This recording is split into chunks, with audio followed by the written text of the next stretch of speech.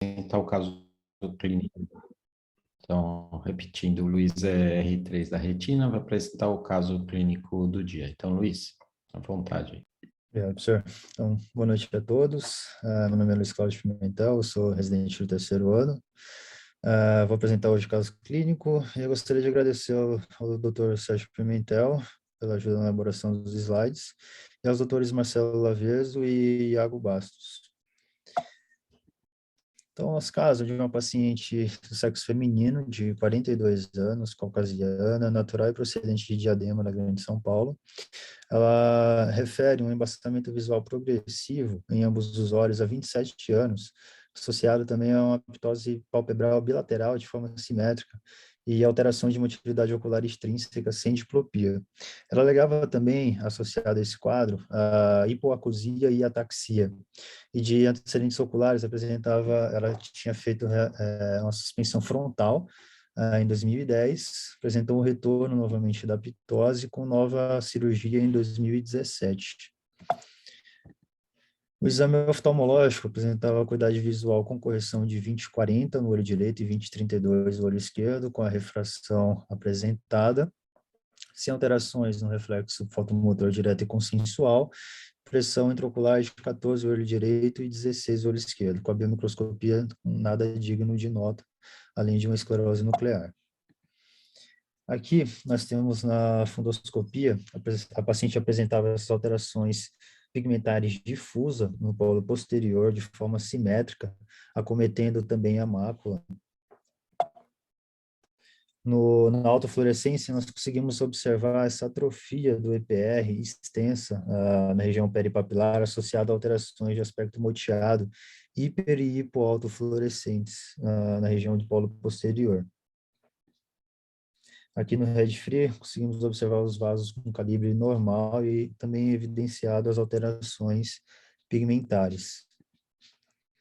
O CT da paciente apresentava um depósito hiperflexivo acima do EPR, além de atrofia da retina externa, marcadamente na região de feixe papilomacular. Aqui nós temos o vídeo, olho direito e o olho esquerdo.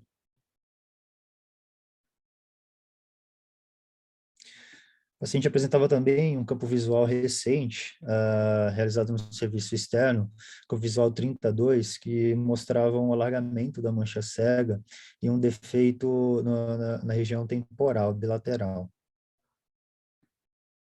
Então, resumo, nós temos uma paciente de sexo feminino, de 42 anos, caucasiana, com queixa de baixa acuidade visual em ambos os olhos há 27 anos, com essas alterações pigmentares no fundo do olho, mais bem observadas na autofluorescência, e com essas alterações no OCT. Partindo disso, gostaria de abrir para hipóteses diagnósticas. Então tá ótimo. Então a paciente tem uma queixa antiga, né? E apesar disso, a visão dela é bem razoável. Ela está 20/40 no olho direito e 20/32 no olho esquerdo. Tem um quadro sistêmico associado às alterações oculares, né? Então como é que vocês abririam aí o diagnóstico diferencial? André, Cleide, Jorge?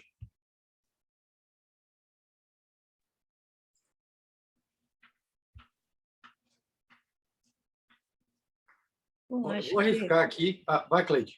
Não, pode ir, Jorge, pode ir.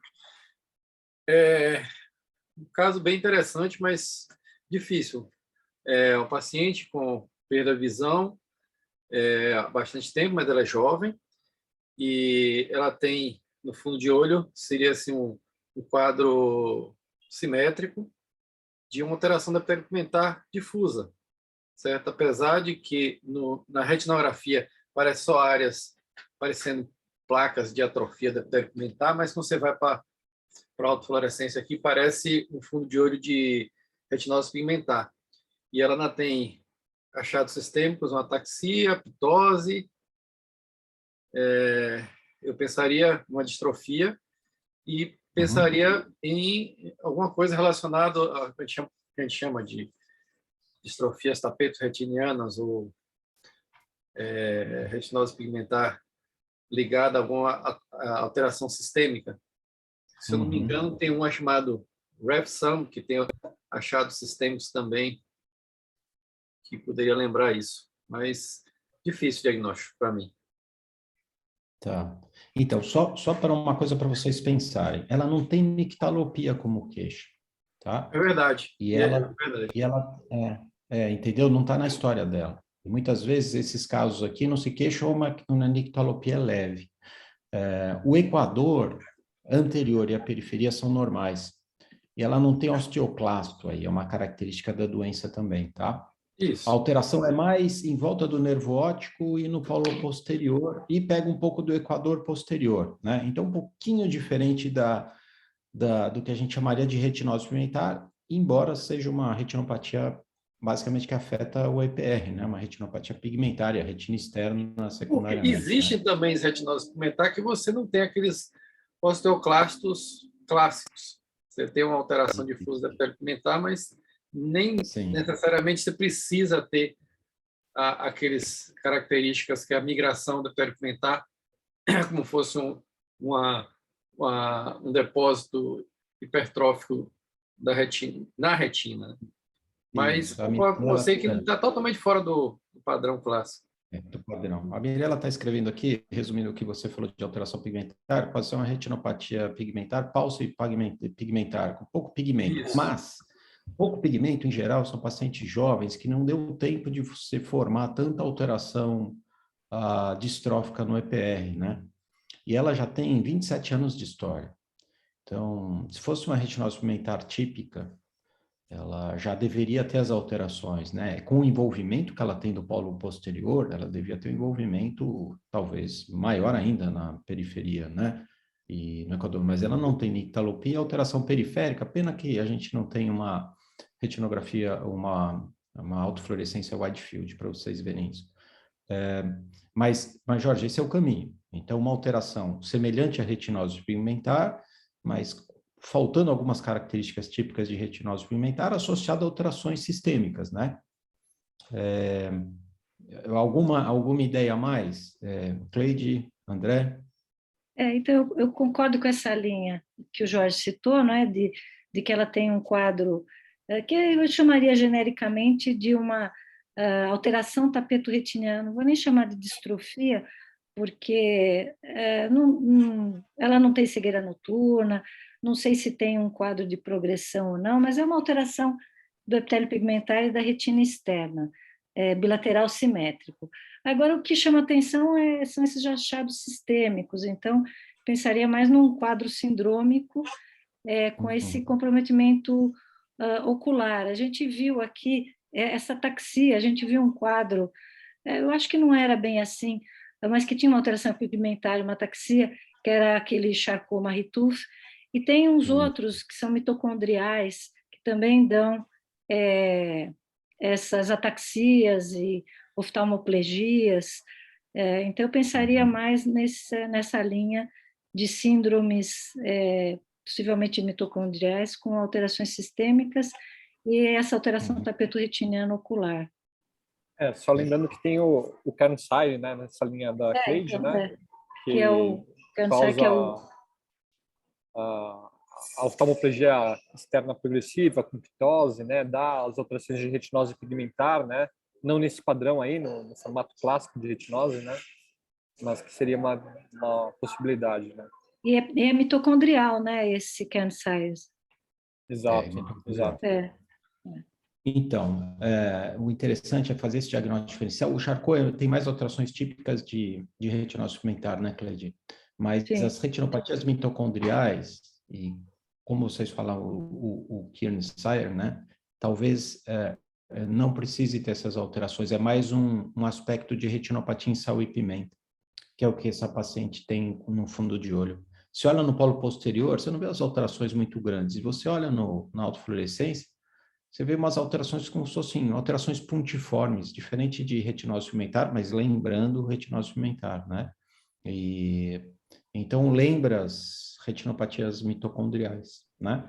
Com os achados sistêmicos associados, né? Então ela tem ataxia, ela tem oftalmoplegia, tem ptose, você junta essas alterações numa síndrome que é como se fosse uma oftalmoplegia externa progressiva, né? E o Kearns-Sayre é como se fosse um subtipo, ou subtipo não, como se fosse uma oftalmoplegia externa progressiva, mas com alterações sistêmicas, né? Então, esse é o diagnóstico. É interessante fazer o Tem alteração diagnóstico inicial. cardiológica, Sérgio? Tem alteração cardiológica que a gente vai mostrar agora. Ah, tá, que é Né? comum também, né, Também, ter associado. os bloqueios atrioventriculares, em geral, esses pacientes têm que colocar marca-passo, porque é uma causa de morte nesses pacientes, defeito de condução atrioventricular, né? Então, eles têm alterações sistêmicas. Vamos seguir, então, e aí o Luiz vai mostrar o restante da avaliação multidisciplinar que a gente tem, e depois ele faz uma revisão, tá? Na ectoscopia, só que voltou aqui.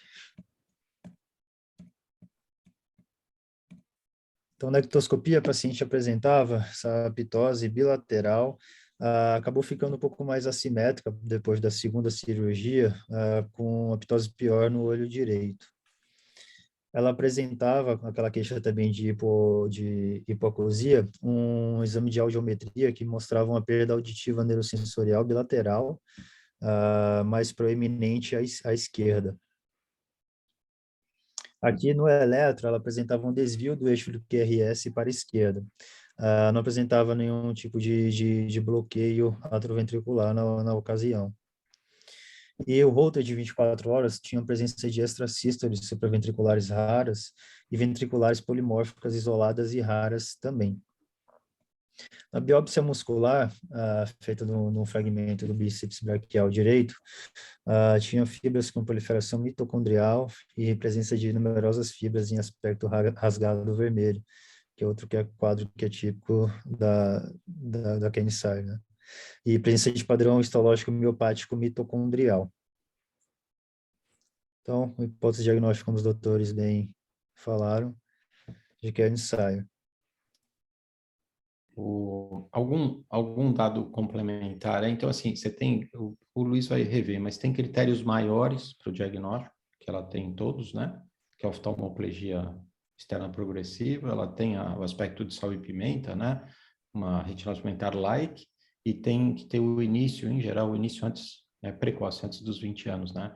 Então, ela tem 42 e tem isso há pelo menos 27 anos, né?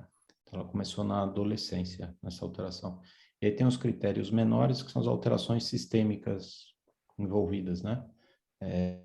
Que o Luiz vai descrever aqui. Algum comentário a mais antes de o Luiz fazer a revisão? Só é importante lembrar dessas alterações cardiológicas, né? Que elas são importantes e são características da doença, né? E graves, né, André? Graves. Graves Exato. que precisam Que é o de que põe em tratamento. risco a vida desses pacientes, né?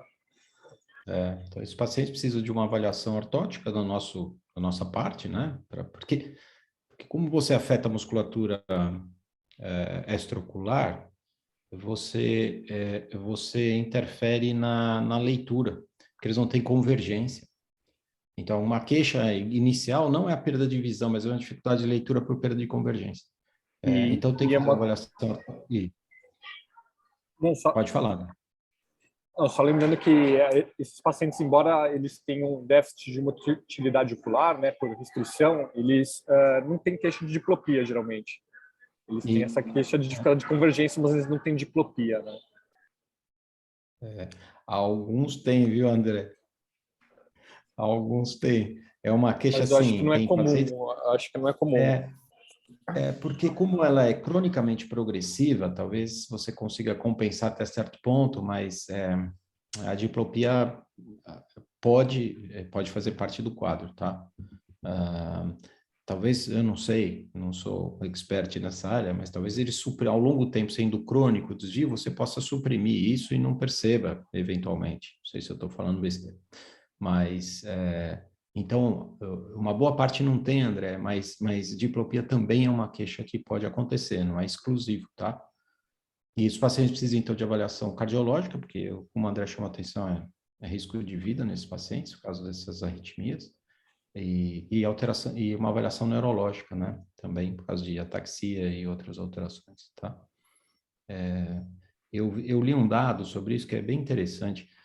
80% do volume de um músculo ocular externo, 80% do volume do músculo é preenchido por mitocôndria.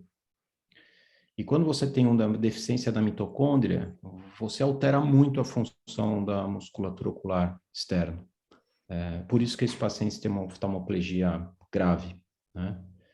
E células que têm um metabolismo muito alto, como o EPR, tem um comprometimento grave também. Então, essa é mais uma retinopatia que afeta primariamente EPR e não fotorreceptor, né? Como é nas retinoses, tá? Por isso que o aspecto de fundo de olho é um pouquinho diferente. Então, mas o Luiz vai rever isso aí. Luiz, de começar a revisão. Vamos lá. Antes de começar a revisão, eu gostaria de lembrar da importância, né, da mitocôndria na fosforilação oxidativa e a formação do ATP. Uma vez que esse mecanismo encontra-se reduzido, nós temos um prejuízo no funcionamento de órgãos que dependem de grande quantidade de energia. E aí entram os tecidos muscular e nervoso e as células da retina e coclear. A síndrome de Kearney-Sayre foi descrita por dois autores como uma tríade, com o início dos sintomas antes dos 20 anos, a retinopatia em sal e pimenta e oftalmoplegia externa progressiva, associado a pelo menos um dos seguintes, que seriam uma alteração cardiológica, uma proteinorraquia maior do que 100 miligramas por decilitro, ataxia cerebelar, baixa estatura, surdez do tipo neurosensorial, demência e alteração endócrina.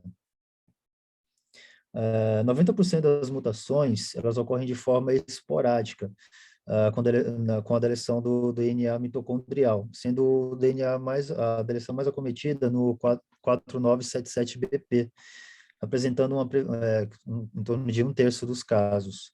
E a doença apresenta uma prevalência de 1,6 a cada 100 mil indivíduos. Das alterações sistêmicas encontradas, fora as alterações oftalmológicas, nós podemos encontrar fraqueza muscular, ataxia, disfagia, déficit cognitivo, surdez, disartria, né? Das alterações endócrinas, como diabetes mellitus, hipotireoidismo e insuficiência adrenal, e que invariavelmente acaba dando maior morbimortalidade para esses pacientes, as alterações cardiovasculares, como síncope, cardiomiopatia dilatada e mesmo morte súbita, muitas vezes com necessidade de implante de cardioversor desfibrilador. Né? Os pacientes com as alterações eletrocardiográficas encontradas foram um bloqueio atrioventricular, sendo de 1º grau, 2º grau, Morbitz 1 e 2 e 3º grau, e atrasos na condução, bem como um bloqueio de ramo e bloqueio fascicular. Também o desvio de eixo, tanto para a direita como para a esquerda, como a nossa paciente apresentava. E a síndrome de precipitação, Wolff-Parkinson-White. Aqui nós conseguimos observar as alterações bem típicas da oftalmoplegia externa progressiva, além da pitose nesse paciente, que apresenta uma pitose bilateral assimétrica, pior à direita, praticamente olho congelado, ele faz apenas uma destroversão no olho direito. As alterações retinianas, elas são decorrentes dessa disfunção, da disfunção do EPR, né? Correndo a disfunção do EPR, acontece uma migração de pigmento que fica na interface fotorreceptor-EPR. E essa migração de pigmento, com o passar dos anos, leva também à disfunção da retina externa, podendo levar à atrofia, que nós conseguimos observar nesse OCT da nossa paciente, o acúmulo do pigmento acima do EPR e a atrofia da retina externa aqui no feixe papilomacular nessa paciente. Aqui, novamente, nós temos as imagens no fundo de olho com alteração em sal e pimenta, mas bem evidenciado na autofluorescência, demonstrando com a alteração do EPR em si, bem como os materiais hiperreflexivos acumulados acima do EPR. Aqui, novamente, nesse quadro. Esse paciente também apresentava espículas ósseas na periferia, que são apresentadas pelas setas. né? Aí aqui o aspecto em sal e pimenta, bem típico, e o acúmulo novamente de material hiperflexivo acima do EPR. A biópsia muscular, ela é praticamente patognomônica para miopatia mitocondrial, e com a coloração de Gomori apresenta as ragged red cells, que são as células vermelho rasgado, né, que demonstra a alteração pela miopatia mitocondrial. E o tratamento, ele é basicamente de suporte. O paciente necessita de uma avaliação integral, multidisciplinar, levando em conta o risco importante de morte súbita que esses pacientes apresentam, sendo importante, muitas das vezes, a necessidade do uso de um implante de um cardioversor ou desfibrilador. Há também um antioxidante de mitocôndria chamado coenzima Q10, com o nome de ubiquinone, que também é largamente utilizado na tentativa de reduzir o estresse oxidativo decorrente da redução da função das mitocôndrias. Basicamente isso que eu tinha para falar. Obrigado. Ótimo, Luiz. Excelente a revisão. Eu vou fazer só 3 comentários rápidos. Um é uma pergunta para a Cleide, para o André e para o Jorge. Essa paciente poderia ter diabetes, né? E vocês lembram, retinopatia mitocondrial, com essas alterações mais no polo posterior, com diabetes e com surdez, quais são os principais diagnósticos diferenciais? Imagina uma alteração sabe, né? Isso, MID e MELAS, certo? Elas. Então, isso, MID, né? MIDD, que são as retinopatias mitocondriais associadas com herança materna, né? Associadas com alterações pigmentares no polo posterior, surdez e diabetes, certo? Só lembrando que a mitocôndria que a gente recebe da mãe, né? Porque quando a mitocôndria fica na cauda do espermatozoide, ele é perdido na hora que ele entra no ovo. Tudo que a gente recebe de genética de mitocôndria, ela vem diretamente da mãe. E ainda tem uma teoria, não sei se vocês já escutaram, biológica lá atrás, porque a mitocôndria tem uma vida própria, ela consegue se dividir, tem uma genética própria, e se dizia que na evolução das espécies do mamífero, a gente incorporou uma bactéria externa que se transformou na mitocôndria. Energia.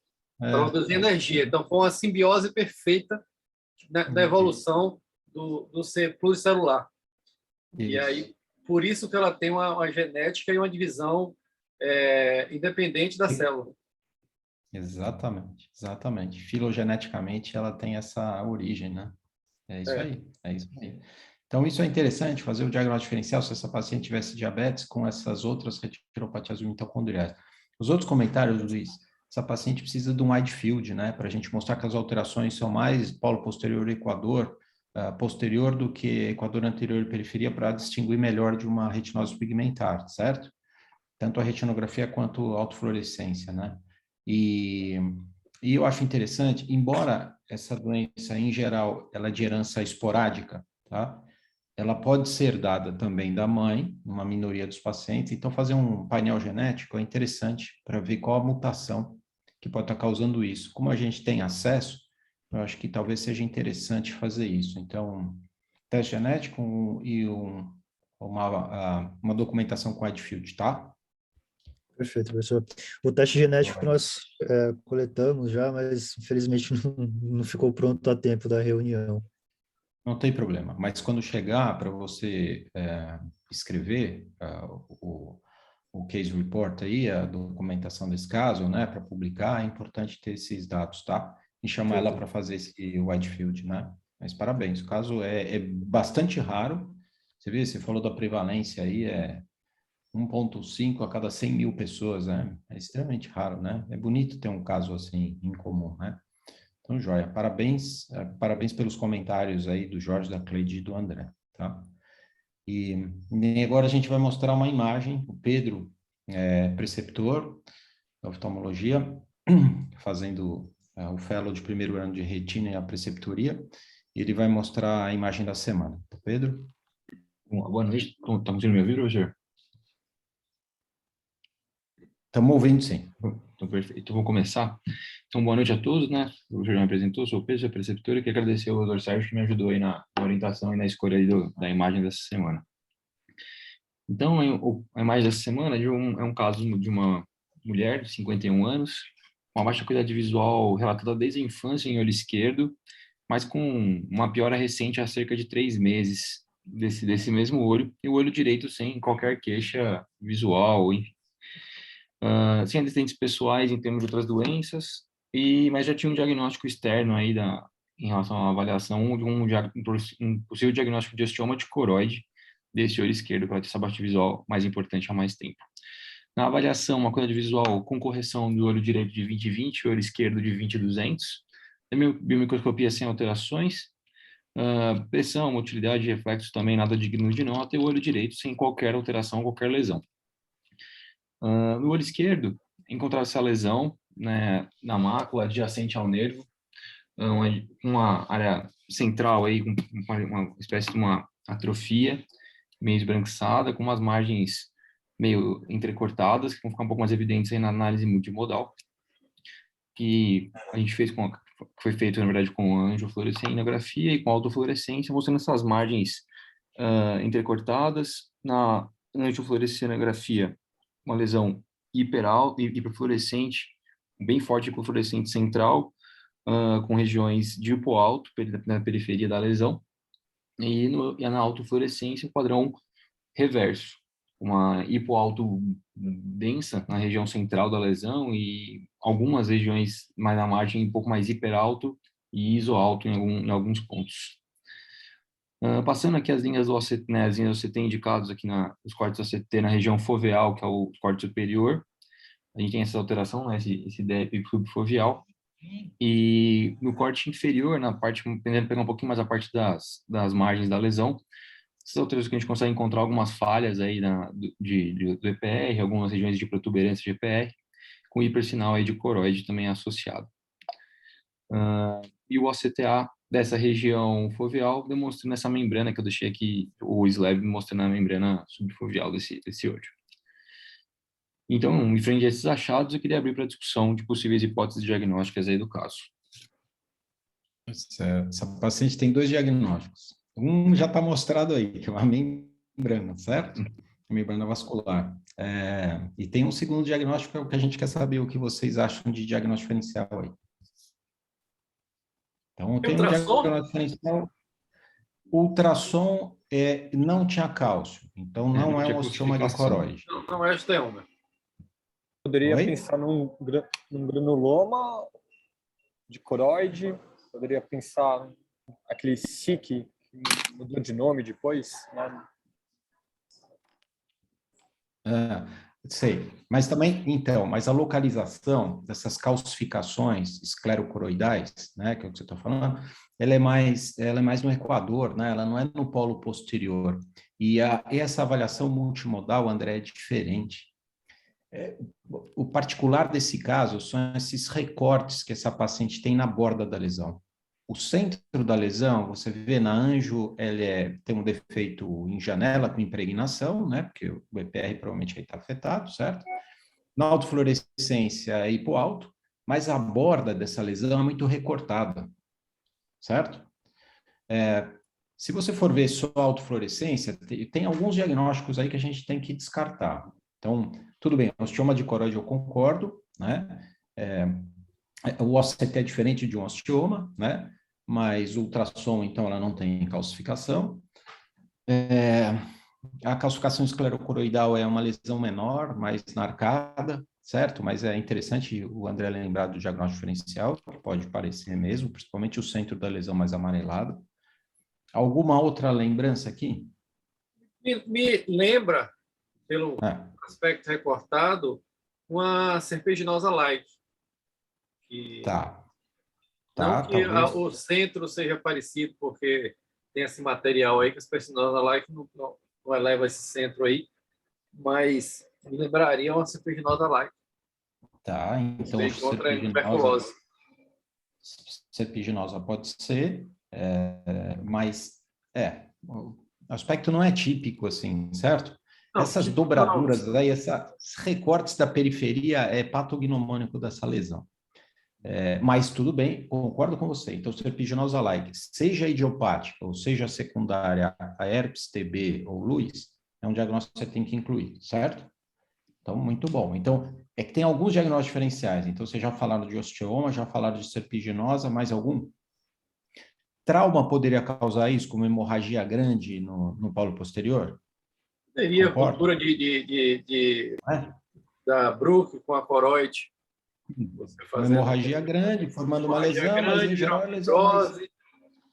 uma lesão mais arredondada, um pouquinho uma diferente. Mas escopetária trauma também, uma lesão escopetária por energia cinética de um projétil pode queimando ser, mas isso aí. em geral afeta Mais também escuro. mais equador e periferia, certo?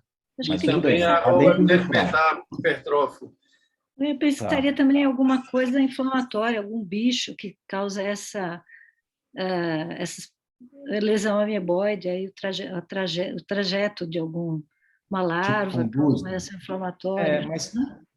Então, mas você vê que ele não tem vitreite, Não, né? não tem nada. A queixa Fosse uma dele, a cicatriz que queixa, depois neovascularizou, né? tá, mas a queixa, olha, o que é interessante desse caso, que eu acho, a queixa é bem antiga. Essa paciente tem visão ruim nesse ano há muito tempo, ela tem 51 anos. A visão piorou há 3 meses, por causa da membrana. Mas ela já tem visão nesse olho há bastante tempo, certo? Então, tudo bem, poderia pensar em DUSNE, faltam as outras lesões, falta atrofia de nervo óptico, se fosse uma DUSNE de longa duração, certo? Então, e ela tinha uma visão, sei lá, acho que o comprometimento é muito localizado aí. Não tem, você está vendo, Cleide, na Anjo, você não vê outras lesões, né? E o nervo está corado, então tudo bem. A gente pode incluir como diagnóstico diferencial, mas se a gente fizer essa avaliação multimodal, é diferente. Existe que é um diagnóstico diferencial importante, uma lesão congênita que envolve EPR e retina neurosensorial, parece isso aí. Distrofia padrão? Não, um amartoma Martoma. combinado. Hematoma de epitélio pigmentar e retina? E retina neurosensorial. Então, Nossa. o amartoma, certo? O amartoma combinado Sem parece muito com pigmento. essa lesão. É. Oi? Não é? Costuma ter Uma mais lesão pigmento, não é? Então, o amartoma aí entra com diagnóstico diferencial se a gente olhar as fotos, mas não se a gente olhar o ACT. No ACT tem uma tá. membrana epirretiniana e a retina interna é totalmente alterada, né?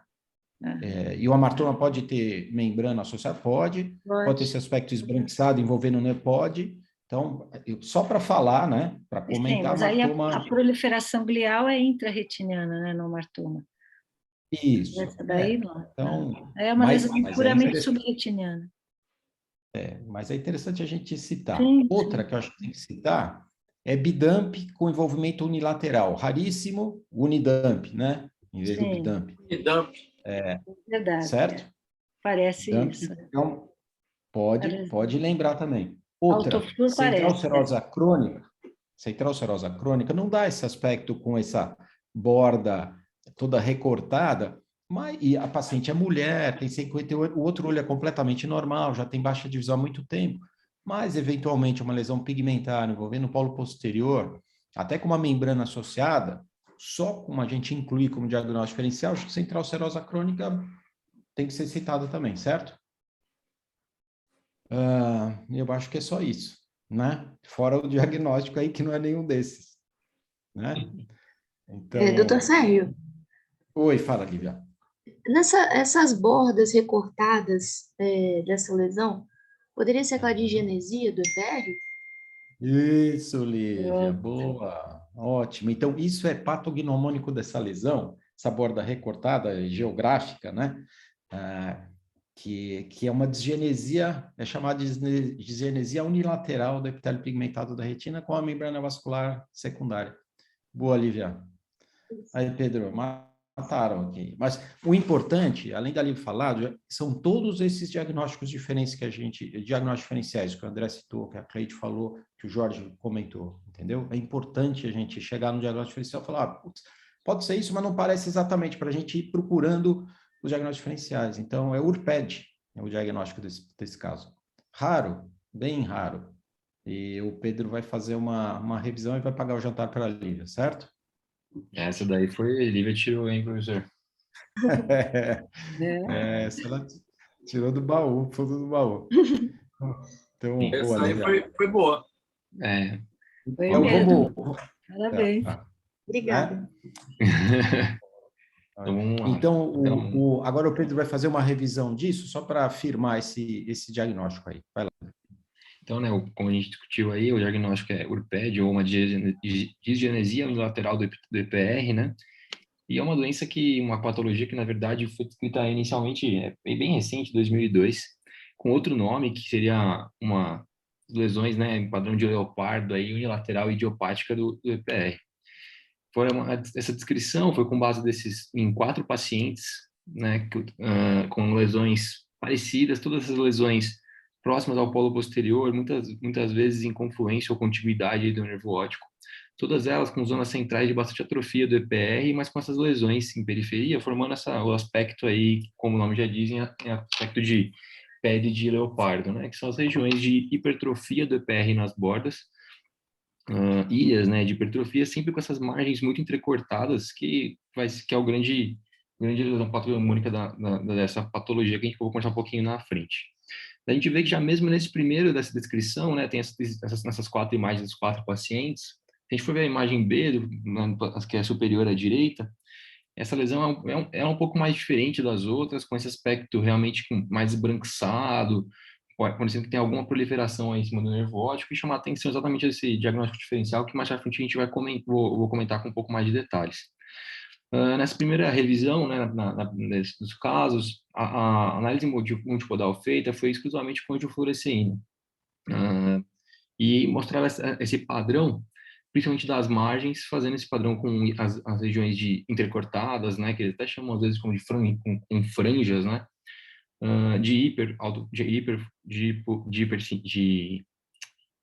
nossa, fugiu, mas enfim, mais esbranquiçadas, com algumas regiões, né, ilhas de menos sinal, mas essa região central sempre com stem aparecendo por causa do bloqueio, né? A gente vê que essas lesões são bem diferentes na região central e que isso que leva esse diagnóstico diferencial com as margens que a gente vai mostrar mais à frente, que é mais interessante. Depois, em 2019, o mesmo grupo fez a segunda publicação aí relacionada a essa doença, que trocou, digamos assim, a terminologia para a patologia do URPED, e incluiu esses 4 pacientes e 5 novos pacientes, e daí nessa nova análise, agora sim com a autofluoresceína e com o OCT. E a troca desse nome foi basicamente pensando que esse nome de as Leopard Spots é algo muito não específico, que tinham muitas lesões que poderiam fazer um padrão parecido, e que então para ser um nome melhor, pensou-se em disgenesia, porque é uma alteração que muitas vezes era encontrada em pacientes jovens e que na época não foi feito teste genético, mas enfim, não tinha nenhuma mutação genética identificada, e que na época acreditava-se que eles ficaram, né, alguns apresentaram um pouco de um aumento das lesões, mas a grande maioria eram lesões estáveis de pacientes jovens, então que fosse pensando que fosse uma disgenesia, né, um desenvolvimento anormal do EPR. Em 2012, tem descrito um caso, uma possibilidade de caso bilateral, mas depois, visto que a lesão do outro olho não era tão compatível com o URPED, mas de qualquer forma foi levantadas essas outras possibilidades, essas teorias aí de por que essa lesão existe. Então, se fosse uma possível resposta inflamatória, infecciosa ou autoimune, mas como são casos muito, muito raros, é difícil também acaba ficando tudo no campo da teoria. Então, aqui agora com as imagens já de 2009, já com a análise multimodal, a gente vê essas lesões com esse aspecto acinzentado, né, como eu falei, já com EPR atrófico na região central, essas lesões, né, em pele de leopardo, com as bordas todas entremeadas e entrecortadas, e que algumas vezes tem uma pigmentação um pouco menor, que nem como no caso que a gente apresentou, e que eles associam a algumas questões como questões étnicas, e enfim, mas que com essas lesões muito, muito bem demarcadas aí, entrecortadas das lesões. Na análise multimodal, falando do exame com contraste da angiofluoresceína e na autofluor, acho que o grande charme dessas lesões e que fazem essa questão patognomônica que foi descrita em 2009 são essas bordas da lesão, que eles falam que é como se fosse um padrão reverso. Então, tudo que a gente vê, né, esbranquiçado na angiofluoresceína acaba ficando, né, uma hipoautofluorescência e vice-versa.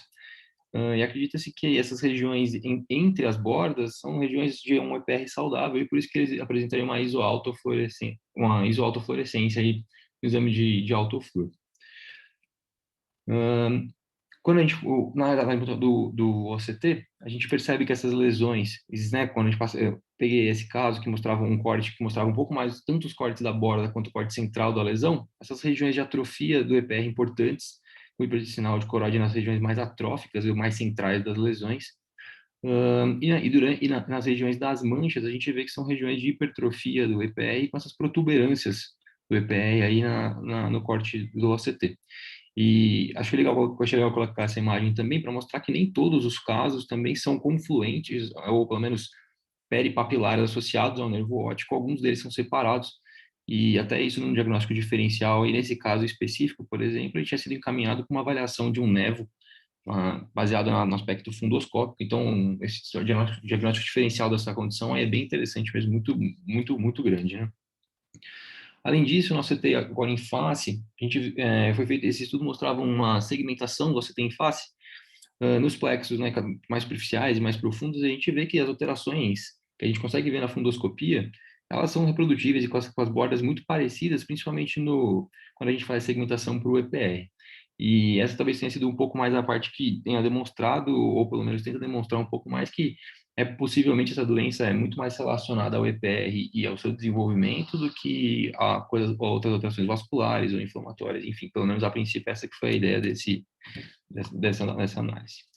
Pegando essa tabela, eu retirei lá da análise de 2009, né, dos 9 pacientes que ao total que foram descritos, para mostrar um pouquinho da epidemiologia da doença.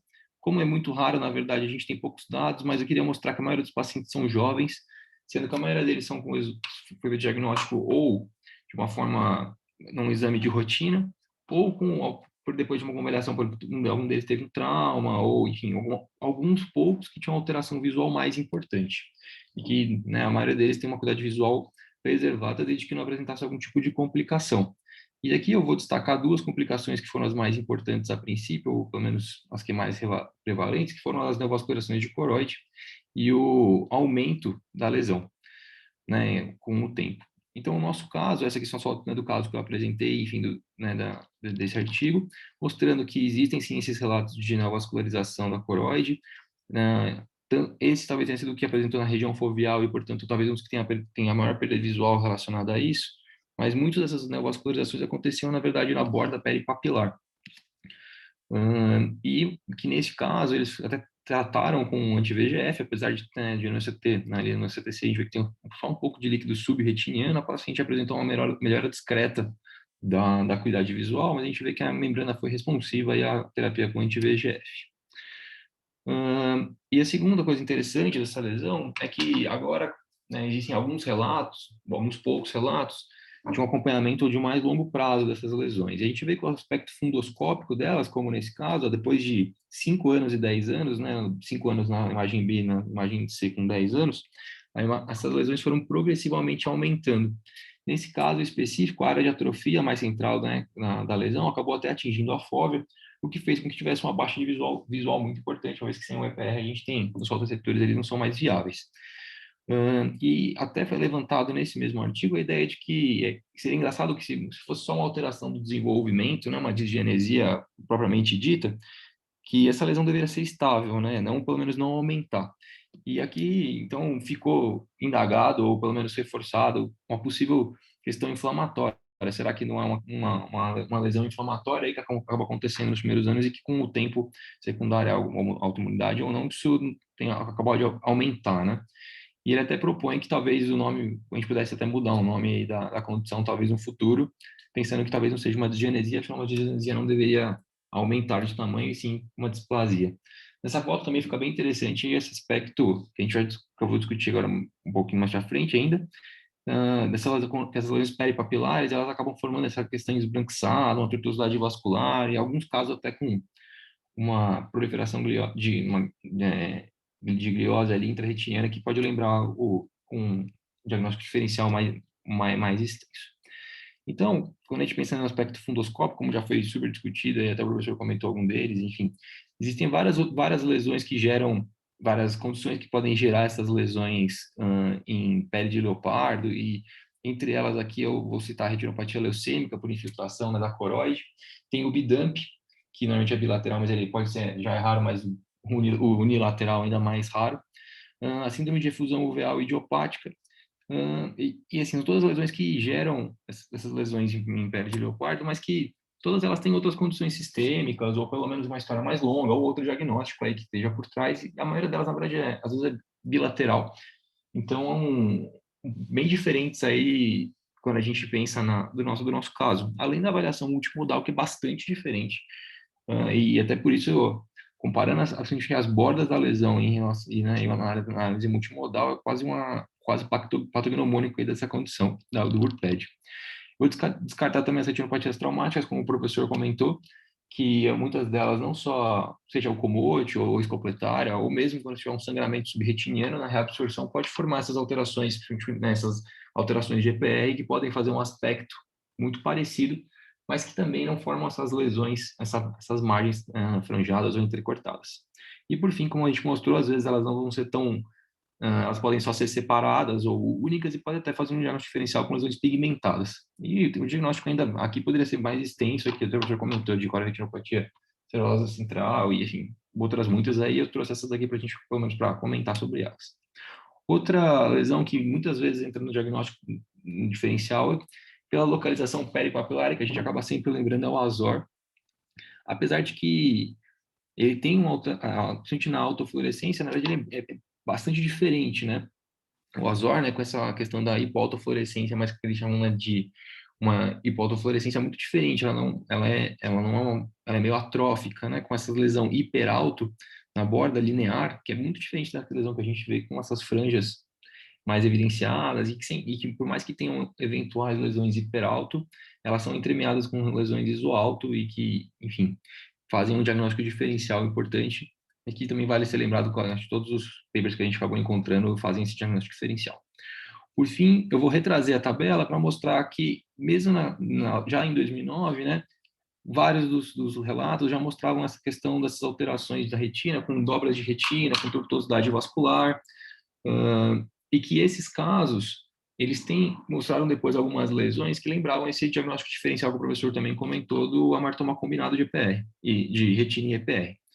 E essas lesões, na verdade, muitas delas no aspecto fundoscópico lembravam até mais o amartoma combinado, mas quando a gente vê na análise multimodal, eles têm, pelo menos parcialmente, em algumas regiões, essas lesões à margem muito característica do URPED, como essa que eu estou mostrando, né, que ali pelas casetas demonstram, que apesar de, nas outras, né, um pedaço da lesão, na lesão mais nasal, a gente tem as franjas, as alterações características, no restante da lesão a gente não tem essas características.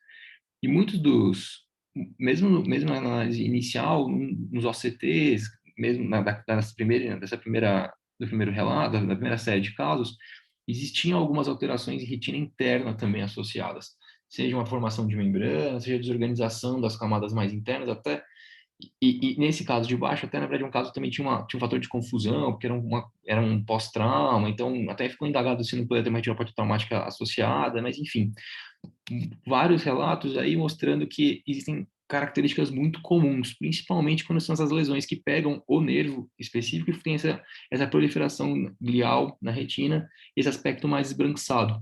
Essa acho que foi a imagem mais legal que eu encontrei, mostrando que o OCT dessa lesão, né, quando a gente pega o corte mais central, né, uma alteração muito mais das regiões internas da retina, né, com a formação de uma membrana, mas quando a gente pega a margem da lesão, que é a margem característica do URPED, ele tem aquelas alterações que a gente comentei, né, então as protuberâncias de EPR, a zona de atrofia de EPR.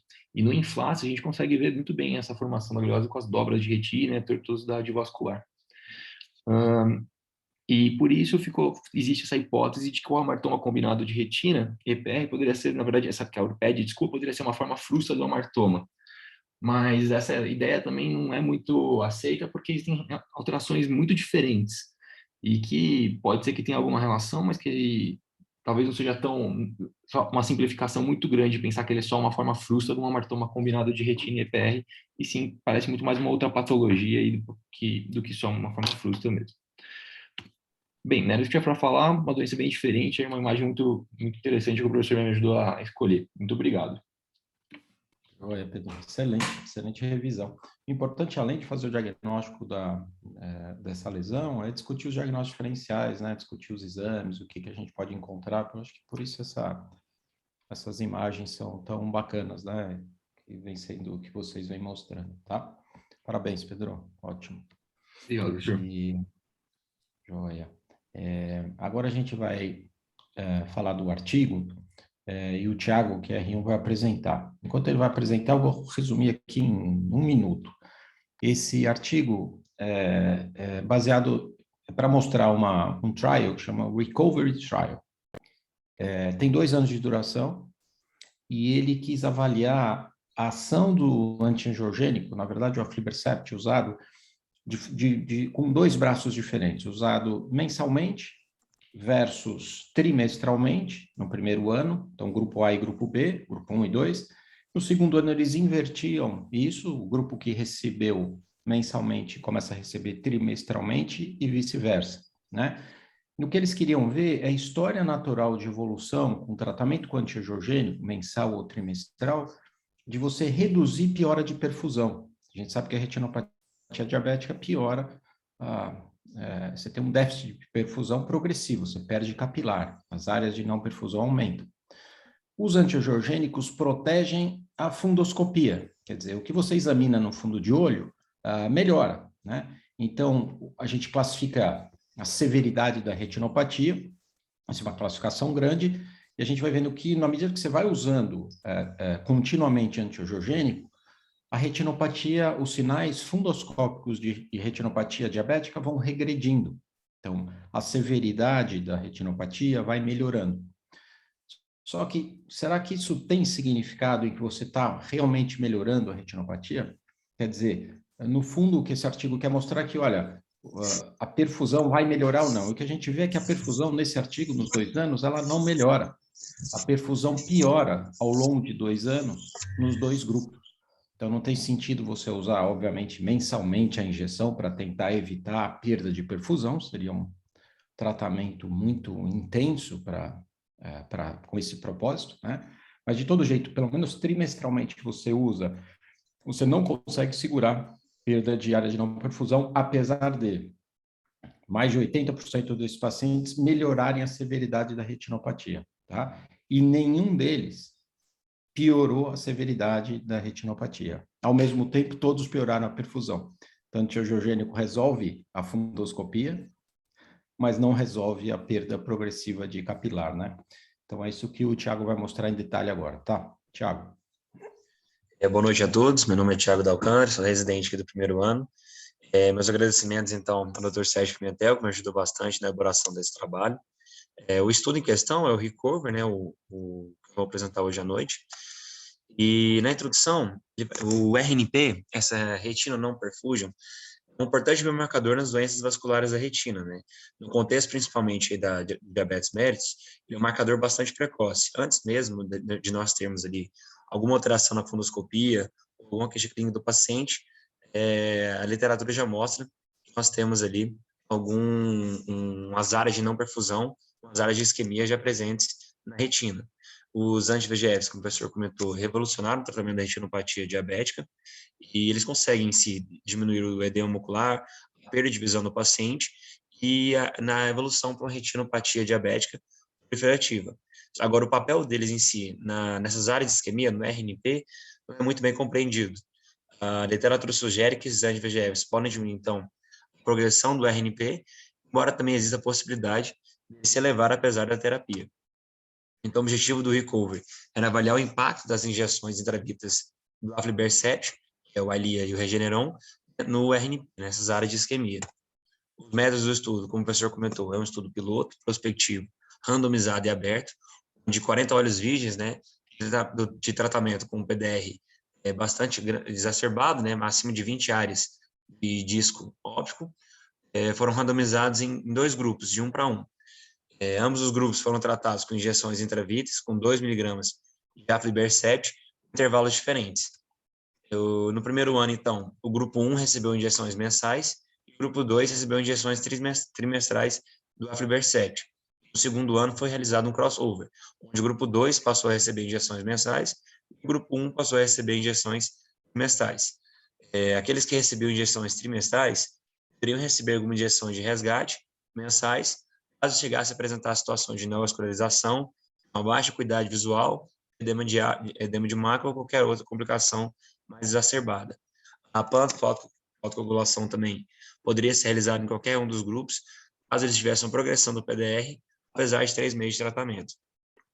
Em todas as visitas, eram avaliar então a acuidade visual, as escalas do ETDR e do BCVA, era realizado um exame oftalmológico e a análise do OCT também, o Heidelberg.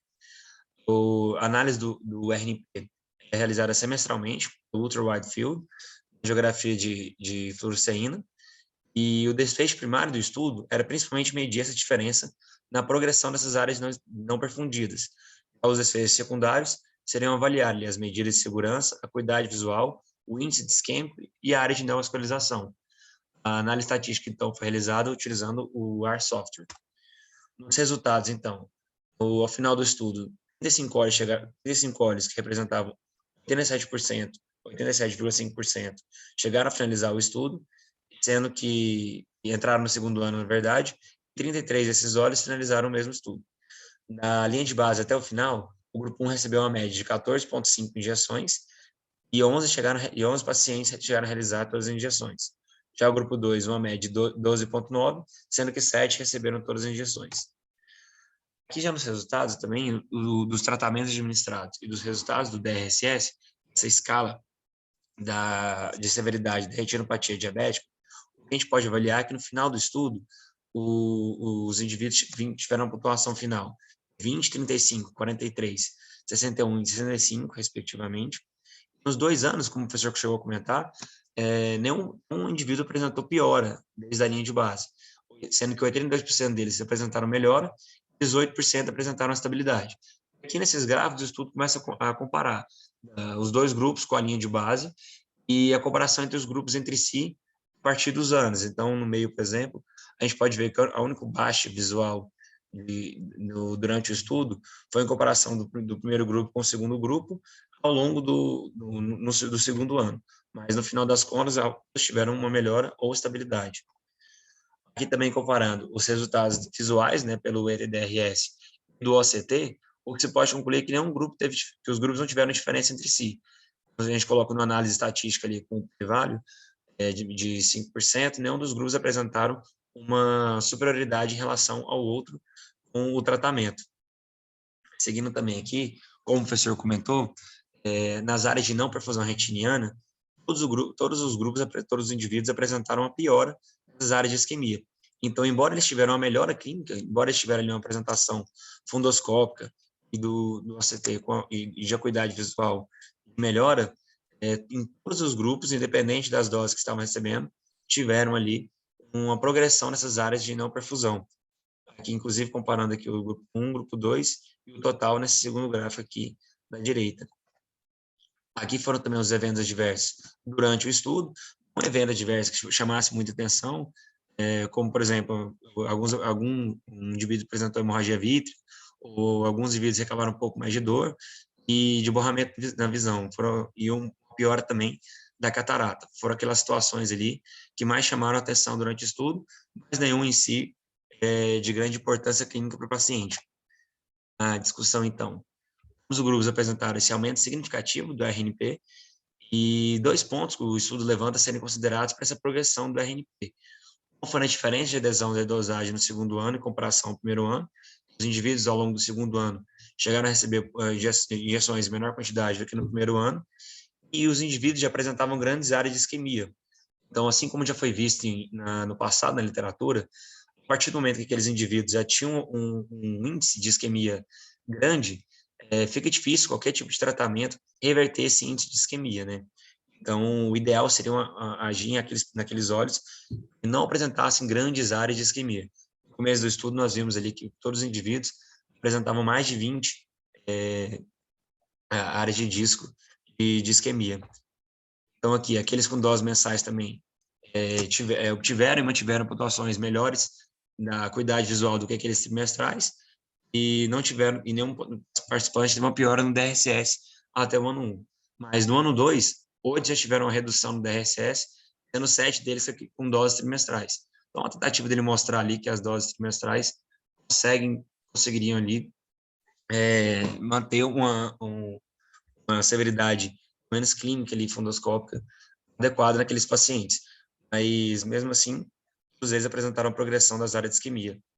E a literatura, então, sustenta a tese também. A melhora na pontuação no DRSS com anti-VEGF está relacionada, então, com a melhora do RNP. E outra coisa também são essas, que a gente já comentou, essa desconexão clínica entre a perfusão e o contexto, e a melhora clínica no contexto do diabetes mellitus. O grande obstáculo desse estudo também são as injeções repetidas em curto intervalo de tempo. Então, você fazer injeções mensais seria um grande abuso ao paciente. Até as trimestrais também ali seriam um pouco pesado para cada paciente. Então, o que se espera dessas próximas gerações são uma forma da gente conseguir realizar essa injeção do anti-VEGF de uma forma prolongada, que seria ali o PDS, que é um tratamento novo, que visa ali essa injeção contínua por meio de um procedimento cirúrgico, que você consegue deixar ali uma certa quantidade contínua no olho do paciente, sem precisar fazer uma injeção intravítrea, ou até estudos genéticos para a gente conseguir ali diminuir a produção de anti-VEGF naqueles olhos.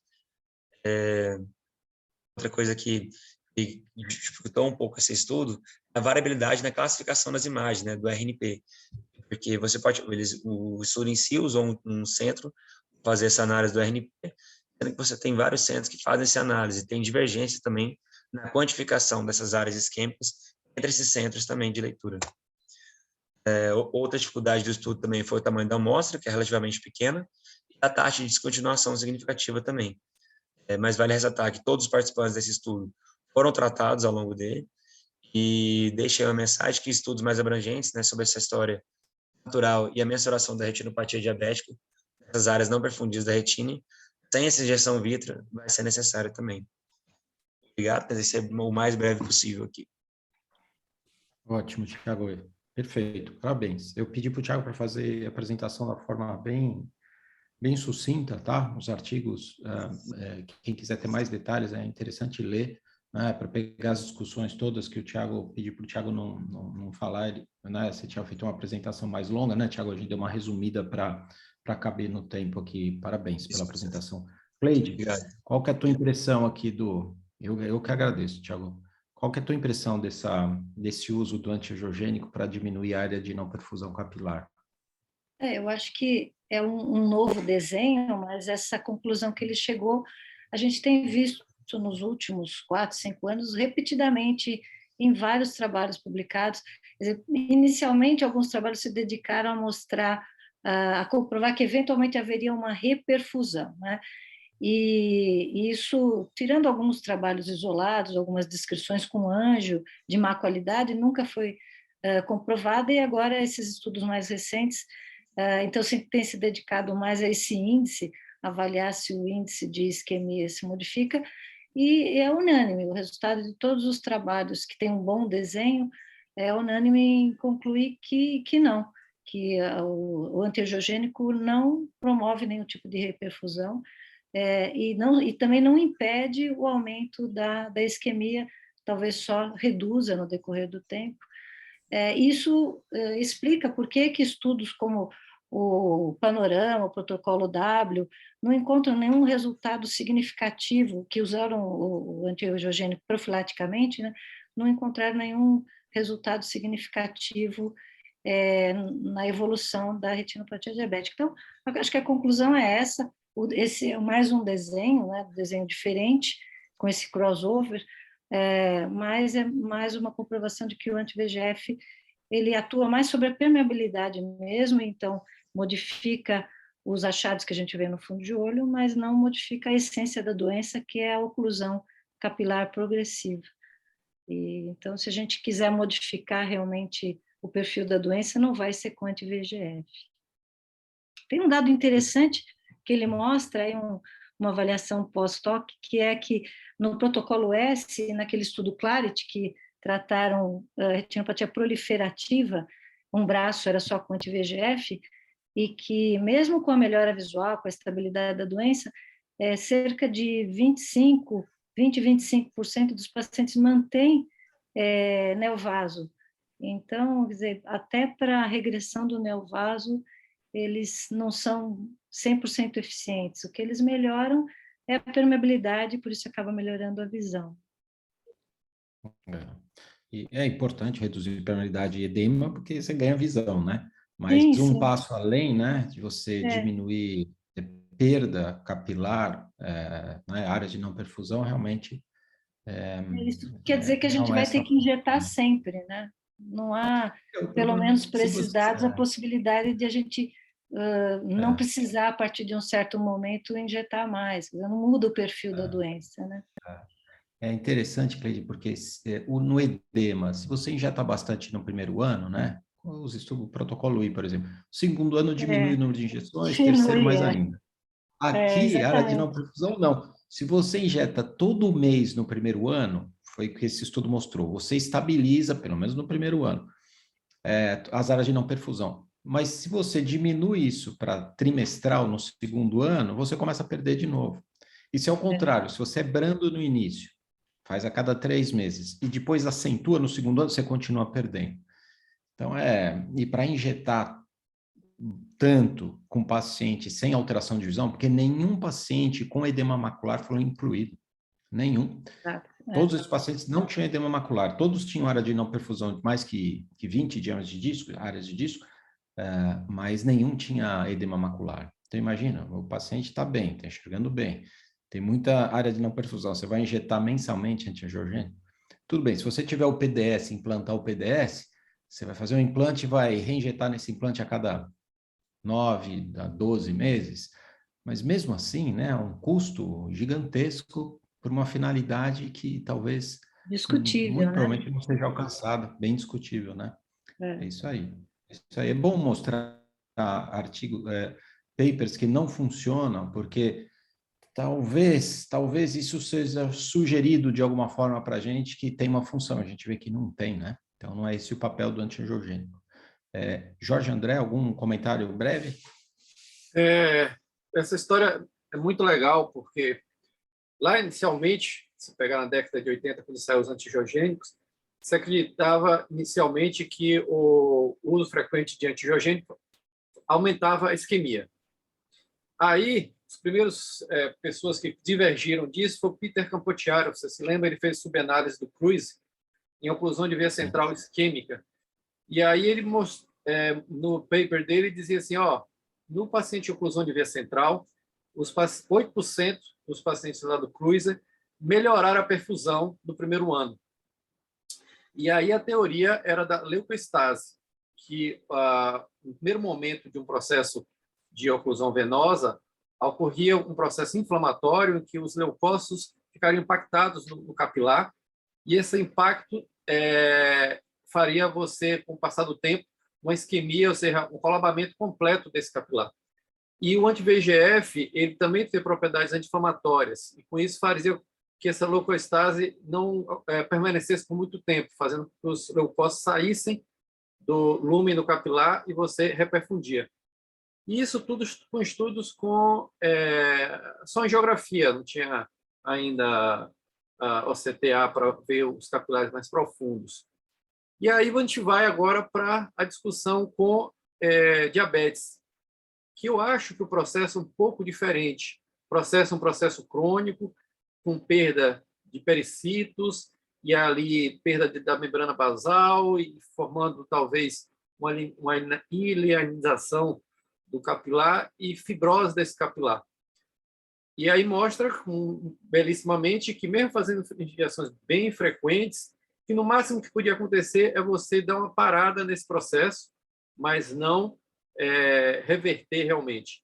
Aí a gente vai ter agora, não por um processo de injeção, que é penoso demais esse paciente ficar injetando todo mês, mas você vai ter tanto o PDS, que é o Port Delivery System, como as terapias genéticas, que é o Regent Bio, que tem aí o RX314, que você faz a produção de anticorpos monoclonais pelo EPR, e esse anticorpo vai ser um Lucentis ou um Eylea contínuo dentro do olho por algum tempo, para você conseguir fazer um bloqueio do VEGF sem precisar injetar nada. Então, a gente ainda vai ver muita coisa legal aí para frente, mas nesse momento parece que não tem nenhum efeito em diabéticos de reperfusão. Parece que no oclusão de veia tem algum efeito de parar a progressão momentaneamente. Mas enquanto você está fazendo a injeção, na hora que você para a injeção, tudo volta. Tem um trabalho também, se não me engano, é do Bob Avery, que ele fala sobre isso, que os pacientes de isquemia param por um tempo, quando você suspende a injeção, vem um glaucoma vascular, vem tudo. Então, é tudo momentâneo, enquanto você consegue fazer o bloqueio do VEGF. Mas muito bem apresentado, parabéns. A ideia a gente tem que discutir bastante, porque as teorias e a prática mudam muito. É bom mostrar o que é que realmente está acontecendo. Perfeito, Jorge. Perfeito, Cleide. Obrigado. Tiago, parabéns pela apresentação. E agora a gente vai para a última parte, que é o caso cirúrgico. O João Bertocco, que é fellow do 2º ano, foi preceptor ano passado, vai apresentar o caso. João? Boa noite. A tela já apareceu?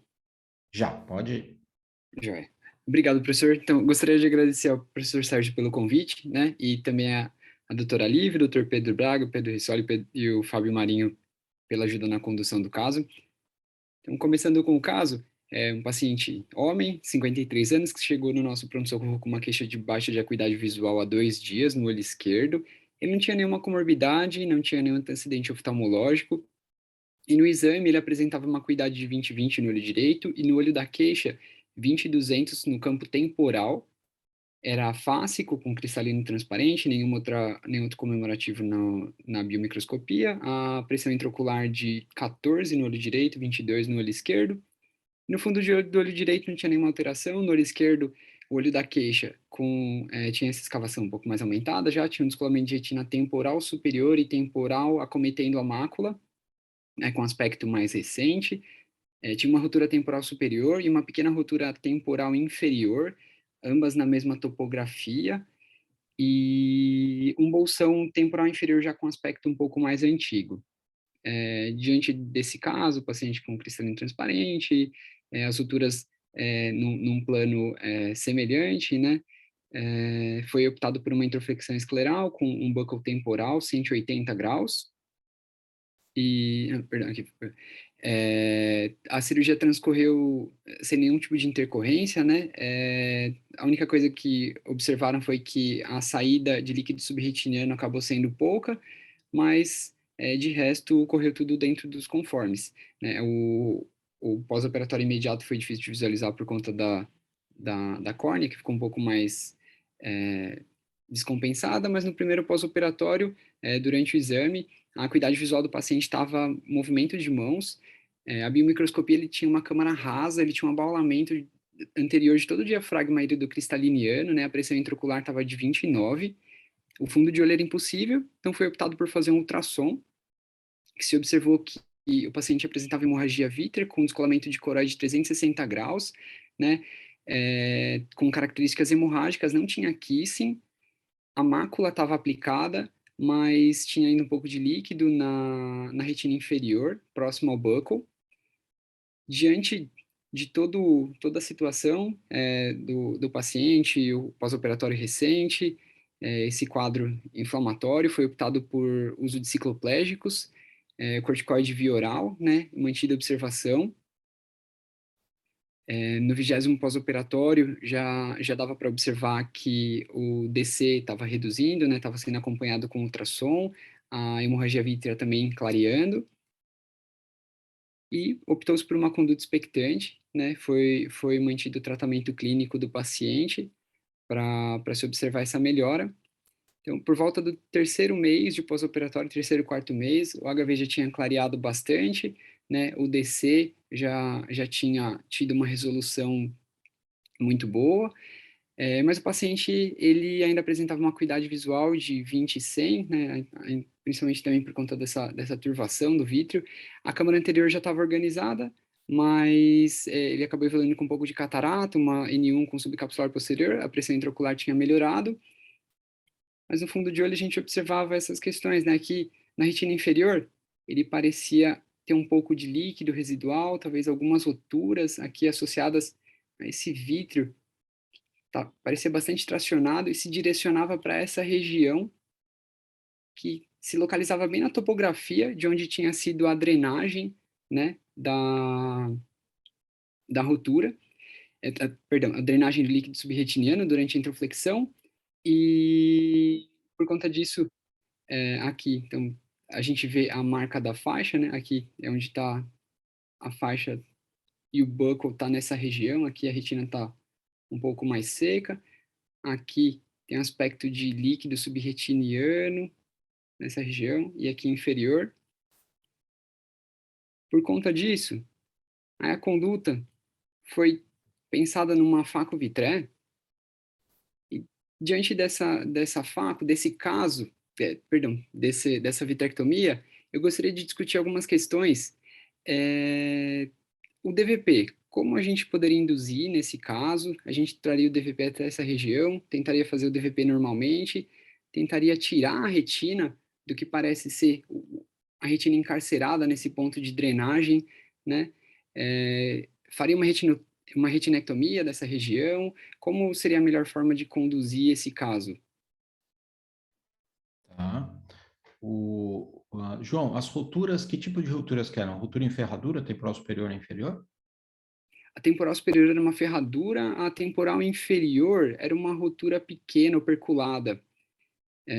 Tá. E nessa região, essas roturas, era difícil de visualizar por conta da opacidade vítrea. Dava para ver que o vítreo ainda estava bastante tingido em alguns pontos, né, pela hemorragia vítrea, e principalmente inferior, né, que é onde ele ainda estava um pouco mais depositado. Então ficava essa dúvida, que era mais uma suspeita de talvez terem aberto roturas aqui.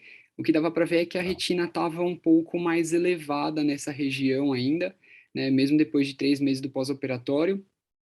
A mácula, ela tinha um aspecto seco, tem até um OCT, mas a qualidade está bem ruim, dá para ver que não tem líquido subretiniano na mácula, mas na região aqui próxima do buccal, também tinha um pouco de líquido represado já. Tá, eu estou fazendo essa pergunta só antes do Leandro e do Jorge comentarem, pelo seguinte, a complicação aí foi o encarceramento da retina, que não foi talvez reconhecido na hora. Então, você teve hemorragia vítrea, né? Você não conseguiu drenar todo o líquido subretiniano, né? Então, na hora, você tem que fazer a identificação, tentar reverter isso na hora, fazer incisão para drenar em outro ponto. Aí foi feito ao lado do músculo reto lateral. Você podia fazer talvez no reto inferior, se coletasse líquido lá, ou um pouquinho afastado, mas tentar controlar esse encarceramento de retina na hora, porque isso que não deixa, talvez pela atração aí, eu não sei se esse encarceramento, isso daí foi feito provavelmente embaixo do buccal, mas eu não sei se o buccal está suportando isso. E se a partir dessa lesão, ou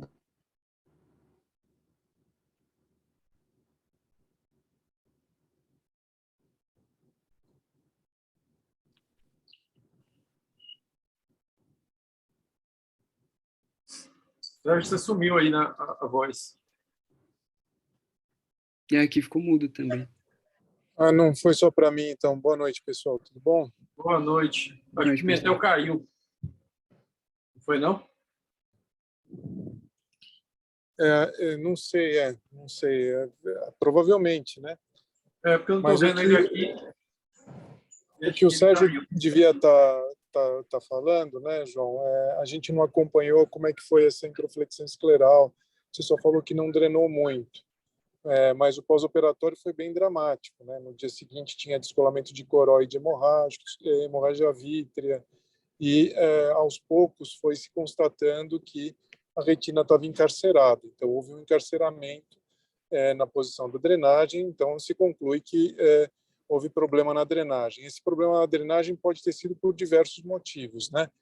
Pode ser que se escolheu um local onde o descolamento de retina era plano, pode ser que se fez a abertura da esclera quando havia tração dos músculos, e naquele jato que sai, você acaba trazendo a retina junto, encarcerando. Então, a maneira adequada é você não ter tração, né, na hora da drenagem. Você já fez oftalmoscopia, descobriu onde tem um bolsão elevado, fazer uma boa exposição com calma da coroide, e aí na hora que a coroide está bem exposta, idealmente até fazer uma certa cauterização, né? Tem aquele bipolarzinho que a gente usa para fazer a cauterização, e usar uma agulha bastante fina e tangencial à parede ocular, apontada para a região anterior, só para triscar a coroide mesmo. E a drenagem ideal é uma drenagem lenta, que você consegue ver aquele fluxo, aí aos poucos a gente vai apertando o globo para drenar. Algum problema aconteceu, né, que ocasionou isso daí, e por mais que estivesse em cima do buckle, houve um componente tracional, uma organização e um componente tracional causando aí essa retina temporal elevada, pelo que eu pude ver. Eu estou aqui com o celular e a presbiopia bate e eu não estou conseguindo ver com tanto detalhe, mas me pareceu um componente tracional. Com relação a DVP, o DVP eu induziria de uma maneira convencional. Se ele já não tiver DVP com tudo isso que o paciente teve, buscando o DVP no nervo, aproveitando que a retina nasal, a retina central estão coladas. Você pode, enfim, usar triamcinolona para evidenciar melhor se houver dificuldade, mas eu não vejo nenhuma dificuldade no DVP. Você pode, depois do DVP, estabilizar essa retina com um pouco de perfluorcarbono no polo posterior, e eu não vejo outra maneira para o encarceramento que não fazer uma retinotomia localizada na região do encarceramento, somente lá no encarceramento, né? Como se fosse produzir uma nova rotura. Isso vai ficar com um pouquinho de retina lá no centro, lá, que muitas vezes fica encarcerado, mas é uma coisa pontual, e você faz o laser em volta, cola essa retina e eventualmente deixa com gás. Seria isso que eu faria nesse caso, João. Olhando, caiu minha internet aqui, eu não ouvi nada que você falou, só o finalzinho, mas vamos seguir para não atrapalhar aqui. O Jorge comentou. Voltou. Jorge. Você voltou aí. Eu mantive a reunião rodando, Jorge, né, Sérgio? Enquanto você não voltava, eu estava falando. Senão eu ia perder o time. Perfeito. Jorge, comenta aí. Rapaz, caso interessante, porque além de ter descolamento de coroide, fez rotação do corpo ciliar, aumento de pressão, foi conduzido bem com cicloplégico, corticoide, esperar sem ter nenhuma... não se apressar a reintervir. E aí teve um encarceramento. Concordo tudo que foi falado aí agora, porque encarceramento é um problema que acontece principalmente quando você tem um jato abrupto, ou você quer treinar demais, você vai no local muito plano, e provavelmente na hora da perfuração deve ter pegado a retina, porque sangrou, fez hemorragia vítrea, tudo mais. A primeira coisa que hoje em dia eu diminui muito a ansiedade de treinar muito. Na hora que eu consigo encostar a retina no buckle, às vezes você não precisa nem treinar, não precisa necessariamente treinar todo mundo. O peptide pigmentar funciona super bem como bomba, e ele naturalmente vai absorver esse leite subretiniano, mas sempre eu tento sair do centro cirúrgico vendo que a retina encostou o peptide pigmentar no banco ali, quando o banco está bem posicionado. Então, não precisa de uma avidez para drenagem.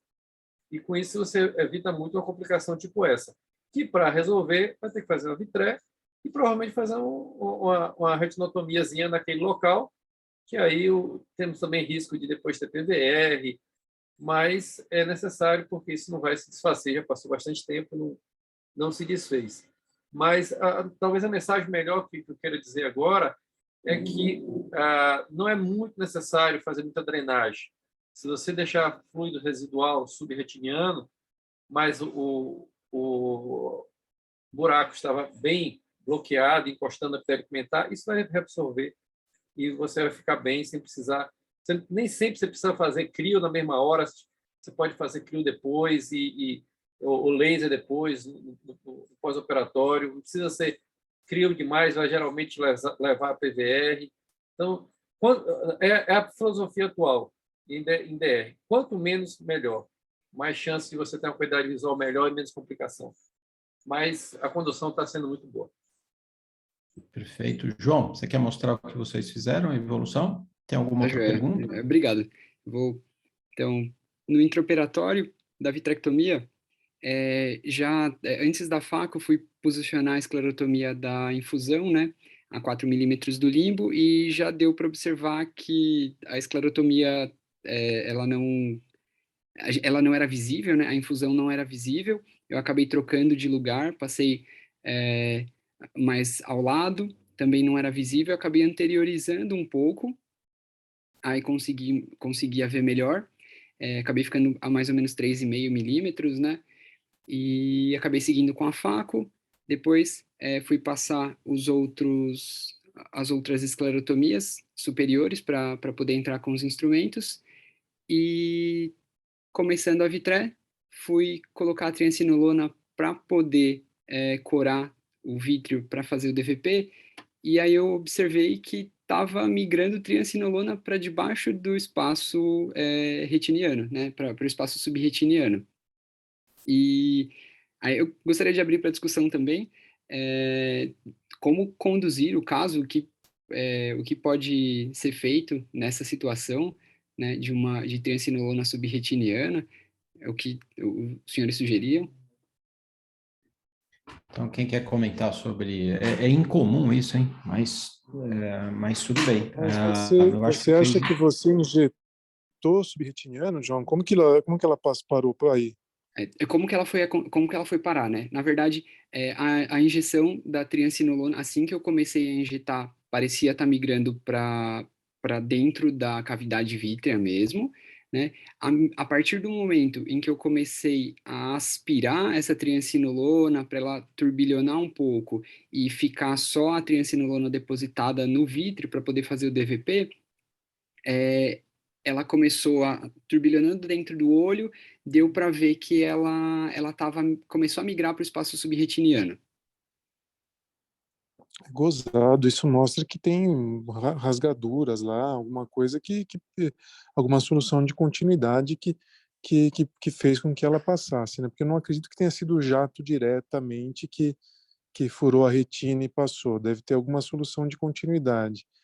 Eu acho que não tem muita resposta, porque é uma coisa atípica, né? Agora, os cristais de triancinolona em contato com células diretamente, quando a gente faz estudos experimentais, eles são tóxicos. E eu teria problema de toxicidade na mácula. Depois de induzido o DVP, eu colocaria perfluor, você joga tudo isso para a periferia, tenta eventualmente fazer uma troca fluido-fluido pela rotura que você encontrar, depois de você fazer até a retinotomia que você tenha da drenagem. Troca fluido-fluido, você vai minimizar essa triancinolona, porque você vai lavar esse líquido que está embaixo da retina com perfluor até a média periferia, e eventualmente sobrar algum residual, sobrou, né? Porque também como que a gente vai tirar tudo?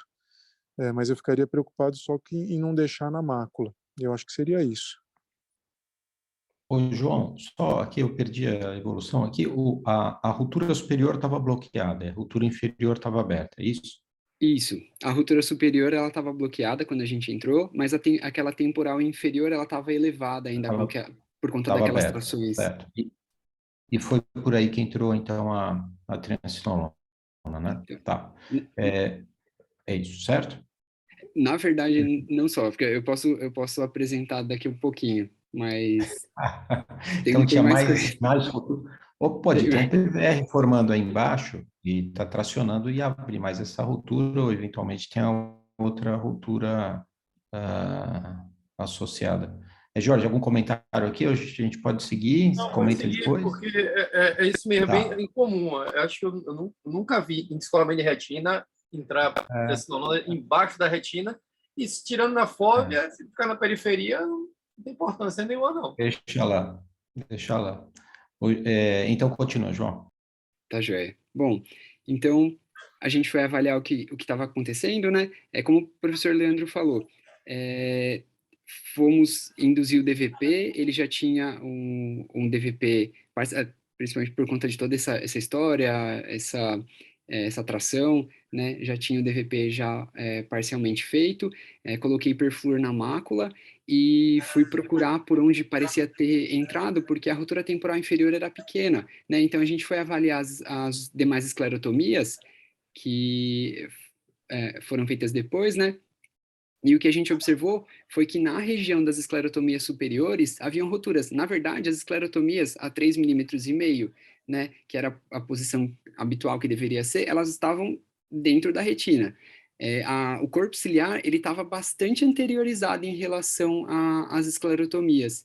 E o que a gente fez foi aspirar bastante nessas roturas que ficaram grandes, por sinal. Ela talvez por conta da manipulação dos instrumentos, a gente não ter reparado, e a boa parte da triancinolona a gente conseguiu tirar, né, mas alguns cristais acabaram depositados, mas nenhum na região macular, assim, ficaram mais próximos da arcada temporal inferior, que ficou mais acumulado, né, e a gente teve que repassar as esclerotomias a 2,5 mm do limbo para fugir da retina. Todo o corpo ciliar acabou anteriorizando, ele talvez por conta do DC, de toda aquela história que o paciente teve, esse corpo ciliar estava todo anteriorizado. Então, todas as esclerotomias tiveram que ser passadas mais anteriores. Depois, então, eu fui seguir com DVP, lá naquela região ele não progrediu mesmo. Aí o que eu fiz foi continuar com a base, né? Naquela região estava bastante aderida, a retina não se soltava, eu acabei fazendo o shaving daquele vítreo bem próximo, e eu fiz uma troca, na troca a retina sentou bem, né, eu consegui bloquear todas as roturas com laser, e também aquela região ao redor de onde havia a retina encarcerada, também marcou bem, bem direitinho com laser. Por conta de toda essa história, eu acabei deixando com óleo de silicone, né? Ela acabou ficando com uma rotura grande nasal superior, uma temporal superior, além daquela que já tinha que estava bloqueada, e mais a temporal inferior que estava aberta ainda, acabei optando pelo óleo de silicone. E no primeiro pós-operatório, né, a gente ainda conseguia ver alguns cristalzinhos aqui de triancinolona, né? Aqui nessa região é mais o brilho do óleo de silicone, mas realmente não dava para ver nenhuma triancinolona, né? A triancinolona ela acabou se depositando aqui mais próxima da faixa e do buccal, né? O laser estava bem marcado, e no primeiro mês de pós-operatório a gente já dava para ver que o laser tinha pigmentado bem. Aquela região de onde havia aquela retina encarcerada também estava bem marcada por laser, a retina estava toda colada, e aqui na região inferior, também aquela região da faixa, também estava tudo direitinho. Boa, evoluindo bem. Ele voltou agora no 30º mês de pós-operatório, tem umas 2 semanas, mas o Daytona ele estava em manutenção. Aí eu não consegui fazer o Daytona, mas eu fiz a refração dele. Ele com essa refração ele estava 20/50 de visão já. E esse é o aspecto da retina no OCT. O João, você não fez a retinotomia na área do encarceramento, é isso? Não, isso, eu acabei não fazendo. Depois de limpar bem o vítreo naquela região, eu fiz uma troca para ver como a retina ia se comportar. Ela sentou E ela bem. ficou bem. Eu acabei Mesmo cercando com ar, bem né? com laser. Tá. Então você fez laser em volta do encarceramento da retina. A tração na retina inferior, então, era pequena. Às vezes com perflu muda esse aspecto, né? Fundoscópio pode enganar, mas na troca fluido ar, na troca do perflu com ar, você consegue ver se tem tração. Então tinha pouca tração, aí você achou que isso era suficiente, certo? Uhum. E deixou A com retina... silicone intravítrea, tem uma boa... e tem 3 meses de pós-operatório, que era um período já para formar PVR, porque é uma possibilidade de você formar uma cicatriz exacerbada lá, um PVR focal na área da retina encarcerada e descolar essa área, mas a área estava suportada por laser também. Leandro, você faria E não retinectomia? tinha nem Essa sinal de PVR. abordagem... Isso, não tinha sinal de PVR, certo? E nem tem agora, Isso. né? Tá. Eu só não Leandro, consegui fazer a Daytona, mas estava direitinho. Tá, perfeito, não, perfeito. Então, Leandro, uma abordagem que está acostumado a fazer é fazer retiné na área para liberar a retina para evitar a formação de PVR local lá e tração no restante da retina.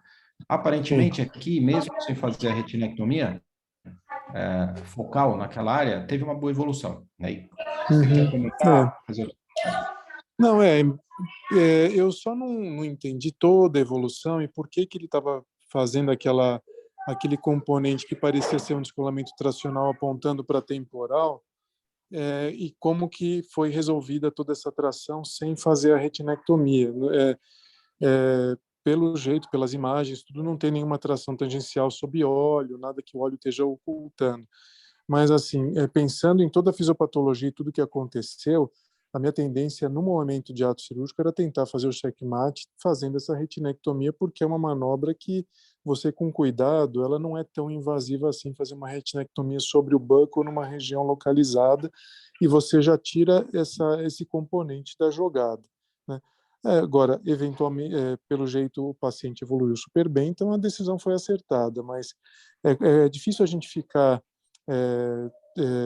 julgando assim, baseado nos 3 meses de pós-operatório deu certo, né? A gente tem que ver o que, na maioria das vezes, dá certo, né? E eu acho que eu teria tirado essa tração, esse componente tracional, porque me pareceu que foi esse encarceramento que originou a tudo, e também é curioso desse caso aí que ele parece ter um componente de anteriorização da hora serrata, né? Por mais que ele tenha tido esse descolamento de corpo ciliar, anteriorização de corpo ciliar, quando a gente mede lá, a hora serrata dele deve ser anteriorizada, porque mediu 3,5 e todas as incisões entraram. Então, quem for tirar esse óleo de silicone, deixa um aviso bem grandão, assim, em algum lugar, aí, porque vai ser a mesma encrenca, né? Tem que entrar 2,5, 3, porque esse paciente deve ter uma anomalia de base vítrea, de periferia que explique isso. É verdade, isso é verdade. E ainda só reforçando isso foi feito 3 meses depois da primeira cirurgia. Então não tinha mais rotação anterior do corpo ciliar. Isso Exato. deve ter Eu acho que é uma anomalia que eventualmente eu já tive casos de quando você vê, você entrou a 3,5 e você beliscou lá a periferia. Já me aconteceu. Agora, é bem raro isso acontecer. Ele deve ter uma variação anatômica da pars plicata pequena, pars plana pequena, enfim, e com isso anterioriza, né? Tem que deixar isso bem anotado, porque quem entrar aí para tirar esse óleo vai sofrer a mesma coisa. Isso, porque pelo evento que ele teve não teria essa correlação, assim, seria algo mais constitucional do próprio paciente mesmo. Seria isso. Porque o corpo ciliar já não está mais rodado, né? Você tratou, tem 3 meses, e ele não permanece rodado, né? Eu não sei como foi esse buccal, se o buccal teve alguma influência nessa... mas o buccal está numa localização que é distante do corpo ciliar. Você roda no começo, mas depois ele volta para a posição. É como o Leandro disse, eu também concordo, é alguma alteração anatômica que ele tenha e não é secundário provavelmente não é secundário ao procedimento cirúrgico, né? E a área da triancinolona não marcou alteração pigmentar, né? Nasal aqui, temporal inferior, você não tem alterações pigmentares. Então, aparentemente, interessante seria fazer aqui um campo para ver se ele tem perda superior, mas você já teve descolamento aqui, para a gente imaginar da toxicidade da triancinolona subretiniana nesse setor, né? Mas pelas alterações fundoscópicas você não tem, né? E essas regiões mais pigmentadas, né, elas não são secundárias da triancinolona, né? A gente consegue ver que ele já tinha antes. Aqui ele já tem essas áreas mais hiperpigmentadas. E a triancinolona está aqui. A triancinolona era mais nasal. O João inventou um método de prevenção de PVR. Talvez essa triancinolona. Não, mas nem fala isso, não acredito, hein? Nem ninguém faça isso. Jorge, algum comentário, não? Okay? A única coisa que eu faria diferente aí, talvez, era não ter botado óleo, botado gás. Porque as rupturas eram superiores, mas tinha a ruptura temporal inferior aqui, viu, Jorge? Mas tinha...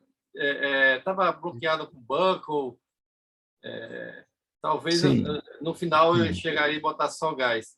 Entendeu? Mas o resto Como diz o Leandro, a gente atenderia, mas a gente não estava no intraoperatório, a fazer uma retinotomia ali para desencarcerar, mas a coisa fluiu tão bem aí, ficou tão bonito, que foi acertado tudo que fizeram.